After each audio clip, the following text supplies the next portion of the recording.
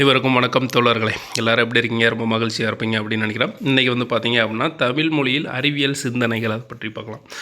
ஓகேங்களா? ஸோ இப்போ தான் ஃபஸ்ட் டைம் நம்ம சேனலில் பார்க்குறீங்க அப்படின்னா மறக்காமல் சப்ஸ்கிரைப் பண்ணி வச்சுக்கோங்க. அதுக்கப்புறம் வந்து பார்த்தீங்க அப்படின்னா கம்யூனிட்டி கைட்லைன்ஸில் நியர்பை 500+ கொஸ்டின்ஸ் வந்து போட்டிருக்கேன் related to topics all old question papers. ஓகேங்களா? ட்ரை பண்ணி பாருங்கள் கொஸ்டின் எந்த மாதிரி கேட்குறாங்க அப்படின்னு ஒரு ஐடியாவுக்கு உங்களுக்கு கிடைக்கும்.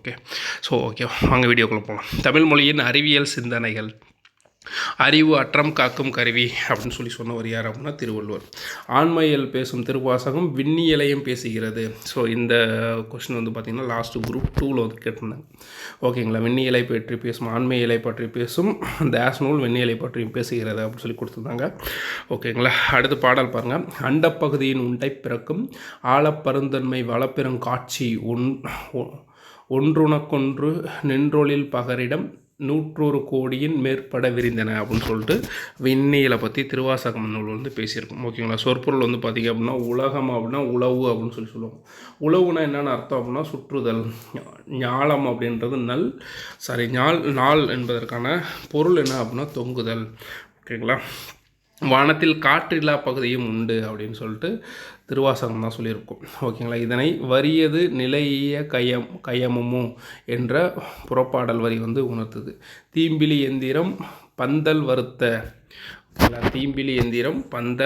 வருத்த அப்படின்னு சொல்லிட்டு 10 கரும்பு பிழியும் எந்திரத்தை பற்றி குறிப்பிடுது. ஓகேங்களா? அப்போ பார்த்துக்கோங்க. முன்னாடி அப்போ 10 வந்து கரும்பு பிழியும் எந்திரத்தை பற்றிலாம் வந்து குறிப்பிட்டிருக்காங்க.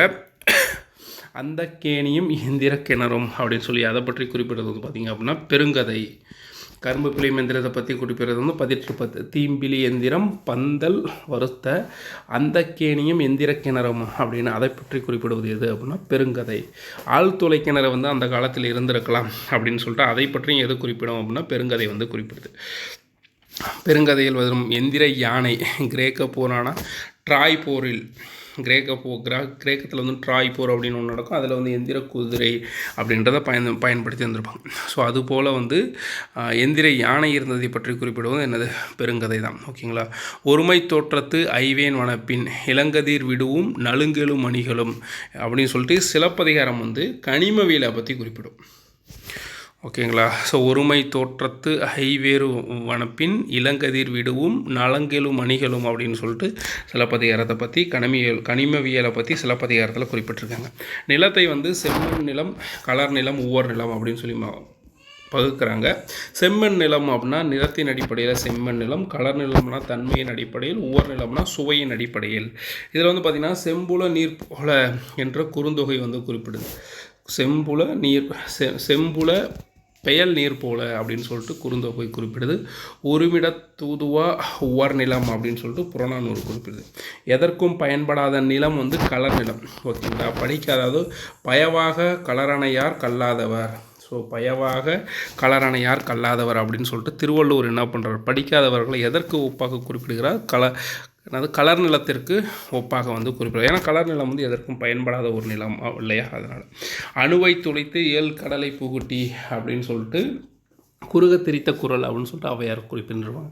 ஸோ அணு அப்படின்ற விஷயமே வந்து பார்த்திங்க அப்படின்னா ஒரு 17ஆம் நூற்றாண்டில் தான் கண்டுபிடிச்சி வந்திருப்பாங்க அணு அப்படின்ற விஷயத்தை. ஆனால் வந்து பார்த்திங்க அப்படின்னா அவையார் வந்து அப்போ 1300 வருடங்களுக்கு முன்னாடி 2000 வருடங்களுக்கு முன்னாடி என்ன நடந்திருக்கு அணு அப்படின்ற விஷயத்தை பற்றி நம்ம தமிழர்களுக்கு வந்து தெரிஞ்சிருக்கு. ஸோ அதை தான் சொல்கிறாங்க. அவையார் வந்து என்ன சொல்கிறாங்க?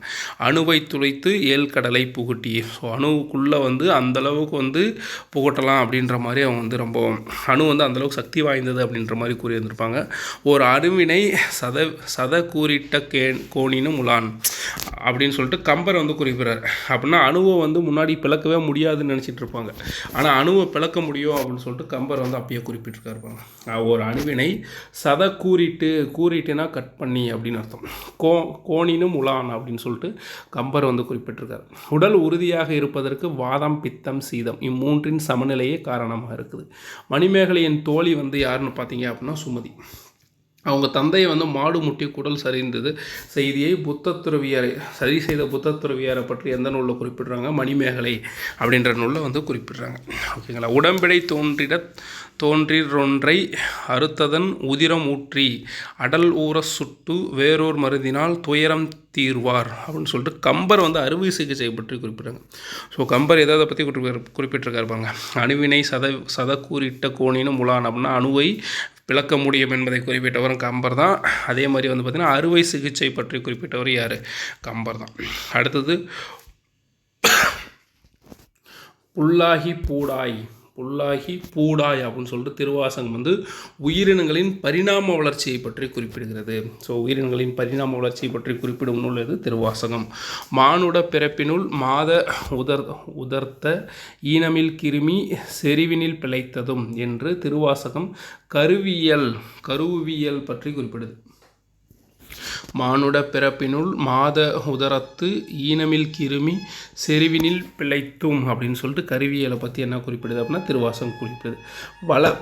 வளவன் ஏவ வானூர்தி அப்படின்னா புறநானூறு வந்து விமானி இல்லாத வானூர்தியை பற்றி குறிப்பிடுது. அதாவது தற்காலத்தில் ராக்கெட் போகுது இல்லையா, ஸோ அதை பற்றி குறிப்பிடுற நூல் எது அப்படின்னா புறநானூறு. வளவன் ஏவ வானூர்தி அப்படின்னு சொல்லிட்டு.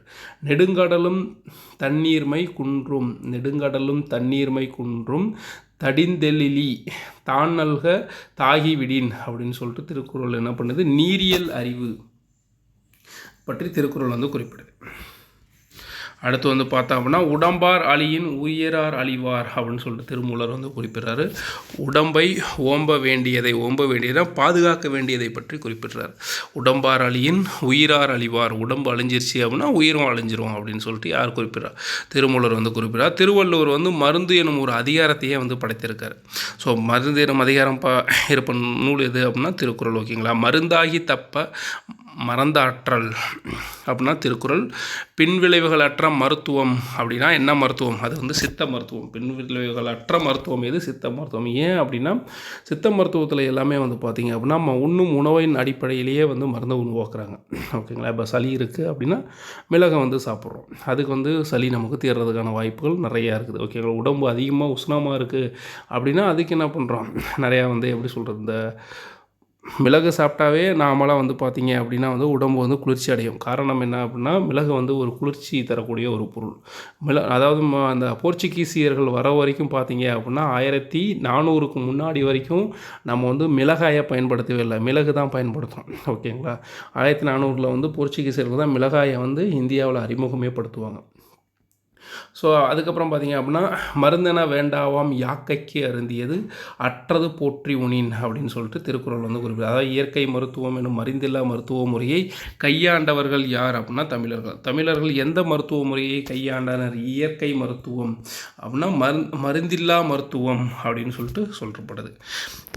கண்ணிட தப்பிய கண்ணப்பன் வரலாறு ஊனுக்கு ஊன் என்பதன் மூலம் அறுவை சிகிச்சை மருத்துவம் பற்றி கூறப்படுகிறது. அதாவது கண்ணிட தப்பிய கண்ணப்பன் வரலாறு ஊனுக்கு ஊன் அப்படின்றத பற்றி, அதாவது கண்ணப்பன் வந்து தன்னுடைய கண்ணை எடுத்து சிவபெருமானுக்கு பொறுத்து வராங்களா, அதை பார்க்கும்போதே என்ன அப்போ அதுவும் வந்து ஒரு அறுவை சிகிச்சை மருத்துவத்தை தான் குறிப்பிடுது. அதை தான் சொல்கிறாங்க. 50 பூதங்களால் ஆனது இவ்வுலகம் அப்படின்னு சொல்லிட்டு தொல்காப்பியர் குறிப்பிடுறாரு. 50 பூதங்கள் அப்படின்னா என்னது? நிலம் தீ நீர் காற்று ஆகாயம் வானம் அப்படின்னு சொல்லிட்டு 5 இதாக வந்து தொல்காப்பியர் வந்து பிரித்து இருந்திருப்பார். ஓகேங்களா. கடல் நீர் ஆவியாகி மேகமாகும், மேகம் குளிர்ந்து மழையாக பொழியும். இதனை முல்லைப்பாட்டு, பரிப்பாடல், திருக்குறள், திருப்பாவை, கார் 40 ஆகிய 4 நூல்களையும் குறிப்பிட்டிருந்திருப்பாங்க. ஓகேங்களா. ஸோ இது இந்த கருத்து வந்து முதல் நூல்களில் இந்த அறிவியல் செய்தி வந்து குறிப்பிடப்பட்டுள்ளது அப்படின்னு சொல்கிறாங்க. கடல் நீர் முகுந்த கமஞ்சூல் எழிலி அப்படின்னு சொல்லிட்டு கார் 40 வந்து குறிப்பிடுது. ஸோ இது எப்படி ஞாபகம் வச்சுக்கலாம் அப்படின்னா முகுந்த கமஞ்சூல் எழிலி, இந்த கான்றதுனால கார் 40 ஞாபகம் வச்சுக்கோங்க. திரவப் பொருளை எவ்வளவு அழுத்தினாலும் அவற்றின் அளவை சுருக்க முடியாது என்ற அறிவியல் கருத்தை ஆழ அமைக்கி முக்கினும் ஆழ்கடல் நீர் நாளி முகவது நாளி அப்படின்னு சொன்னவங்க யார் அப்படின்னா ஔவையார் வந்து குறிப்பிட்டிருப்பாங்க. போர் வீரர் ஒருவரின் காயத்தை வெண்ணிற ஊசியால் தைத்த செய்தியை வந்து 10 வந்து குறிப்பிடும். நெடுவசி பறந்த வடு. ஸோ நெடுவசி பறந்த வடு பான்றதுனால இங்கே பான்றதுனால 10 அப்படின்னு வச்சுக்கோங்க. தொலைவில் உள்ள பொருளின் உருவத்தை அருகில் தோன்ற செய்ய முடியும் என்பது அறிவியல் அறிஞர் கலீலியோவின் கருத்து. இந்த கொஸ்டின் வந்து லாஸ்ட்டு குரூப் 4 வந்து கேட்டிருந்தாங்க. தொலைவில் உள்ள பொருளின் உருவத்தை அருகில் தோன்ற செய்ய முடியும் என்பது யாருடைய கருத்து அப்படின்னு சொல்லி கேட்டிருந்தாங்க. கலீலியோட கருத்து. இந்த கருத்தை வந்து கபிலர் வந்து எதில் குறிப்பிடுறாரு? திருவள்ளுவ மாலை அப்படின்ற நூல் வந்து கபிலர் குறிப்பிடும். அது என்னன்னா, திணையளவு போதா சிறு புல் நீர் நீண்ட பனையளவு காட்டும். அதாவது மார்னிங் டைமில் பார்த்தீங்க அப்படின்னா ஒரு புல்லோட நுனியில் பார்த்தீங்க அப்படின்னா ஒரு சொட்டு படித்துளி இருக்கும். அதை பார்த்தீங்க அப்படின்னா ஒரு சொட்டு கரெக்டாக அந்த புல்லுக்கு மேலே இருக்கும். ஸோ அந்த இதில் கீழே குனிஞ்சு நீங்கள் வந்து பார்த்தீங்க தூரத்தில் ஏதாவது ஒரு மரம் தெரியுது, பெருசாக ஒரு மரம் தெரியுது, இல்லை தென்னை மரம் தெரியுது அப்படின்னா அந்த புல்லில் பார்த்தீங்க அப்படின்னா அந்த தண்ணியில் இருக்கிற மொத்த தன்மையினால் அந்த மொத்த மரமும் அந்த தண்ணிக்குள்ளே தெரியும். அதை நீங்கள் வந்து ரியலாக கூட பார்க்கலாம். ஸோ அதை பற்றி தான் யார் குறிப்பிட்றா அப்படின்னா கபிலர் வந்து திருவள்ளுவ மாலையில் 1300 வருடங்களுக்கு முன்னாடியே குறிப்பிட்டு போயிட்டார். ஸோ அடுத்து தமிழர் வானியல். நிலம் நீர் தீ வழி விசும்போடு 5 கலந்த மயக்கம் ஆதலின் அப்படின்னு சொல்லிட்டு தொல்காப்பியம் வந்து குறிப்பிடுது. ஸோ இந்த வரிகள் யாருடையது அப்படின்னு சொல்லி கேட்டால் தொல்காப்பியர் வந்து ஓரறிவு முதல் 5 வரை வகைப்படுத்தியும் இருந்திருப்பார். சுழன்றும் ஏற்பினது உலகம் அதனால் உழந்தும் உழவே தலை அப்படின்னு சொல்லிட்டு திருக்குறள் வந்து குறிப்பிடுது. உலகம் சுழல்கிறது என்பதை குறிப்பிடும் நூல் இது திருக்குறள் வந்து குறிப்பிடுது. ஞாயிறு போற்றுவதும் சிலப்பதிகாரம் குறிப்பிடுது. செந்நாயிற்று செலவும் அந்நாயிற்று பறிப்பு சூழ்ந்த மண்டிலமும் அப்படின்னு சொல்லிட்டு புறநானூறு வந்து குறிப்பிடுது. ஞாயிற்றை சுற்றியுள்ள பாதையை ஞாயிறு வட்டம் அப்படின்னு சொல்லி குறிப்பிடுற நூல் எது அப்படின்னா புறநானூறு. ஓகேங்களா? ஸோ ஞாயிற்று சுற்றியுள்ள பாதையை ஞாயிற்று வட்டம் என்று குறிப்பிடும் நூல் புறநானூறு. திங்களை பாம்பு கொண்டது அப்படின்னு சொல்லிட்டு திருக்குறள் வந்து குறிப்பிடுது. ஸோ திங்கள் மறைப்பு, அதாவது சந்திரகிரகணம் பற்றி வந்து என்ன பண்ணுறாங்க திருக்குறள் வந்து குறிப்பிட்டிருக்கு.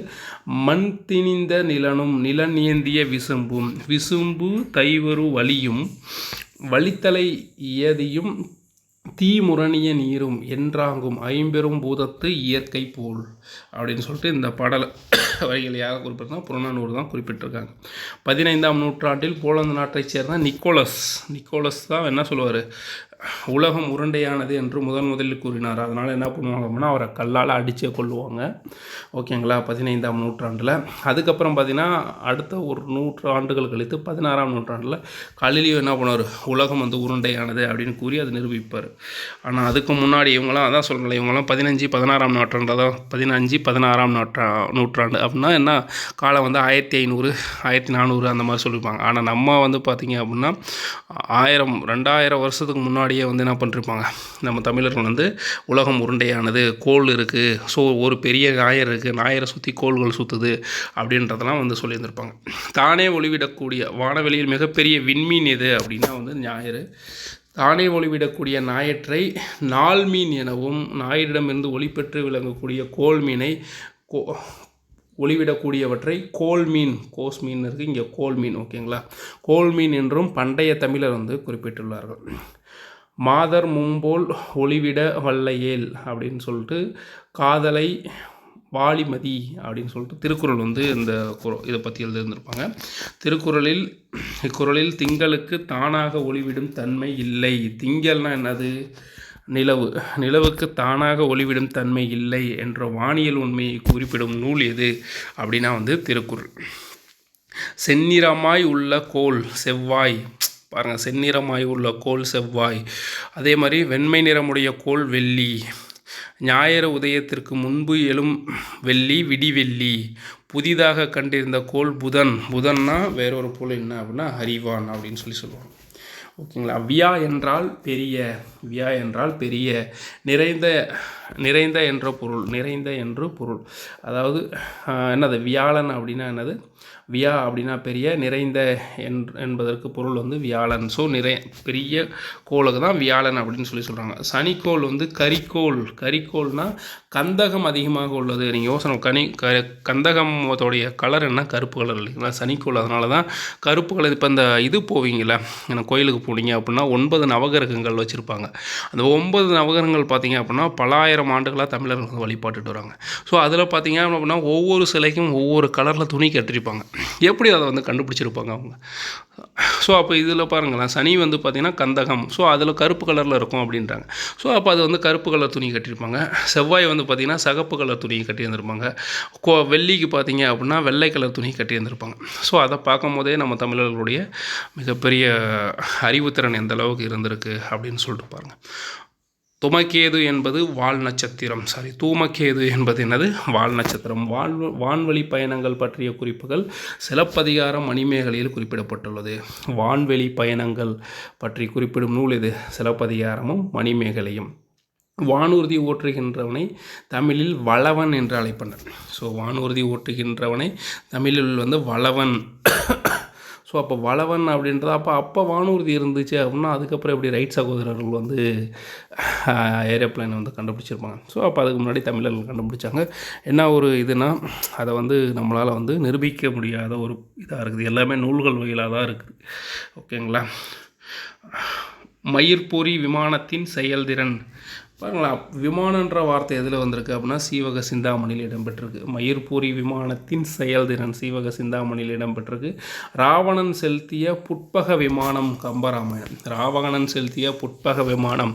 அப்போ ராமர் வந்து அறிவியல் சார்ந்த திறனில் மேன்மை அடைந்தவராக இருந்தாரா, இல்லை வந்து ராவணன் வந்து அறிவியல் சார்ந்த திறனில் மேன்மை அடைந்தவராக இருந்தாரா? ஸோ இதுலேருந்து கம்பராமாயணம் எந்தளவுக்கு உண்மையான ஒரு கதையா இல்லை புனையப்பட்ட ஒரு விஷயமா அப்படின்றத பார்த்துக்கோங்க. ஓகேங்களா? வானூர்தி வடிவம் அதனை இயக்கும் முறை பெருங்கதை பற்றி குறிப்பிடுது. வானூர்தியோடைய வடிவம் அதனை இயக்கும் முறையை பற்றி எது குறிப்பிடுது அப்படின்னா பெருங்கதை வந்து குறிப்பிடுது. அடுத்து வந்து பார்த்திங்கன்னா உயிர் வகை தொல்காப்பியம் வந்து ஓரறிவு முதல் 6 அறிவு வரை வகைப்படுத்தியிருப்பார்ல. ஒன்றிருவது உற்றிருவதுவே, இரண்டறிவது அதனோடு நாவே, மூன்றறிவது அவற்றோடு மூக்கே, நான்கறிவது அவற்றோடு கண்ணே, ஐந்தறிவது அவற்றோடு செவியே, ஆறறிவது அவற்றோடு மனமே, நெறிதின் உணர்ந்தோர் நெறிப்படுத்தினாரே அப்படின்னு சொல்லிட்டு 6 அறிவு வரை உலக உயிர்களை வகைப்படுத்தியவர் யார்? தொல்காப்பியர். ஓரறிவுனா உற்று அறிதல், தொடு உணர்வு மட்டும்தான் இருக்கும். ஸோ யாருக்கு அப்படின்னா புல் மரம். ஸோ அப்போ புல் மரம் அப்படின்றதுக்கு வந்து தொடுதல் உணர்வு இருக்குது. அப்போ நீங்கள் புல்லை வெட்டுறீங்க இல்லை வந்து கீரையை கட் பண்ணி சாப்பிட்றீங்க அப்படின்னும் போது அதற்கான உற்றறிதல், அதாவது தொடு உணர்வு வந்து அதுக்கு இருக்குது. அப்போ கண்டிப்பாக வலிக்கிறதுக்கான வாய்ப்புகள் இருக்குது. ஈரறிவு அப்படின்னா உற்றறிதல் மற்றும் சுவைத்தல். உற்றறிதல்னால் என்னது? அதாவது தொடு உணர்வு. அதுக்கப்புறம் சுவைத்தல், சிப்பி நத்தை இதெல்லாம் என்ன பண்ணும்? பார்க்கும், சுவைக்கும், அவ்வளோதான். உற்றறிதல், சுவைத்தல், நுகர்தல். கரையான் எறும்பால் ஒரு விஷயத்தை நுகர முடியும். நுகர்தல் அப்படின்னு என்னது? அதாவது வாசம். நம்ம எங்கேயாவது சர்க்கரை இல்லை வேறு எதாவது வச்சுருக்கோம் அப்படின்னா அதனால் அதை வந்து அந்த வாசத்தை எடுத்துக்க முடியும். நான்கறிவு அப்படின்னா உற்றறிதல், சுவைத்தல், நுகர்தல், காணல். நண்டு, தும்பி அப்படின்றது நான்கறிவு. ஐந்தறிவுனா பார்க்கணும். உற்றறிதல்லாம் பார்க்கறது, சுவைத்தல்லாம் சாப்பிட்றது, நுகர்தல்லாம் வாசனை, காணல்லாம் கண்ணில் பார்க்கறது, கேட்டல் அப்படின்னா என்னது? அந்த சவுண்டை கேட்டுக்கிறது. இதெல்லாம் வந்து பறவை, விலங்கு. அடுத்து வந்து பார்த்தோம் அப்படின்னா ஆறறிவு உற்றறிதல், சுவைத்தல், நுகர்தல், காணல், கேட்டல், பகுத்தறிதல் என்ற எக்ஸ்ட்ரா ஒன்று இருக்கிறது தான் நம்ம என்ன சொல்கிறோம்? மனிதன் ஆறறிவுள்ள உயிரினம் அப்படின்னு சொல்கிறோம். தமிழ் மொழியில் கிடைக்கப்பெற்ற முதல் இலக்கண நூல் எது அப்படின்னா தொல்காப்பியர். இயற்றியவர் வந்து தொல்காப்பியம் இயற்றியவர் வந்து தொல்காப்பியர். இதில் வந்து எழுத்து, சொல், பொருள் இந்த 3 இலக்கணத்தை பற்றி குறிப்பிட்டிருப்பாங்க. இவருடைய ஆசிரியர் வந்து பார்த்தோம் அப்படின்னா நம்ம அகத்தியர் வந்து பார்த்தீங்க அப்படின்னா எழுத்து, சொல், பொருள், யாப்பு, அணி ஆகிய 5க்கும் விளக்கம் தந்திருப்பார். எழுத்து, சொல், பொருள் என 3 அதிகாரங்கள். ஓகேங்களா? எழுத்து, சொல், பொருள் என 3 அதிகாரங்கள் இருக்குது. இதில் 27 இயல்கள் இருக்குது. ஒரு அதிகாரத்திற்கு 9 இயல்கள். எழுத்து, சொல் அதிகாரங்களில் மொழி இலக்கணங்களை விளக்குகிறது. அடுத்து வந்து பார்த்தோம் அப்படின்னா பொருள் அதிகாரத்தில் தமிழரின் அகம் புறம் சார்ந்த வாழ்வியல் நெறிமுறைகளையும் தமிழ் இலக்கிய கோட்பாடுகளையும் விளக்குது. அதே மாதிரி பார்த்திங்க அப்படின்னா சிலப்பதிகாரம் வந்து அறிவியல் கருத்துக்களை வந்து இடம்பெற்றிருக்கு. குறிப்பாக பிறப்பியலில் எழுத்துக்கள் பிறக்கும் இடங்களை உடற்கூறியல் அடிப்படையில் விளக்கியதை அயல்நாட்டறிஞர்கள் வியந்து பாராட்டினர். அதாவது வந்து பார்த்திங்கன்னா வல்லினம், மெல்லினம், இடையினம் அப்படின்னு சொல்லிட்டு 3 எழுத்துக்கள் இருக்கா. வல்லின எழுத்துக்கள் எங்கேருந்து ஒழிக்குது அப்படின்னு பார்த்தோம் அப்படின்னா நெஞ்சிலேருந்து ஒலிக்கும், மார்புலேருந்து ஒலிக்கும். மெல்லின எழுத்துக்கள் வந்து மூக்குலேருந்து ஒலிக்கும். அதில் வந்து இக்குன்ற எழுத்து வந்து தலையிலேருந்து ஒலிக்கும். ஸோ அந்த மாதிரியான எழுத்துக்கள் எங்கெங்கேருந்து ஒலிக்குது அப்படின்னு சொல்லிட்டு அவர் தெளிவாக விளக்கம் கொடுத்துருந்துருப்பார். ஸோ ஓகே நண்பர்களே, இந்த வீடியோ அவ்வளோதான் முடிஞ்சிச்சு. ஸோ இந்த வீடியோ உங்களுக்கு பிடிச்சிருக்கும் அப்படின்னு நினைக்கிறேன். பிடிச்சிருச்சு அப்படின்னா கண்டிப்பாக மறக்காமல் ஒரு லைக் போடுங்க. நன்றி நண்பர்களே, பாய்.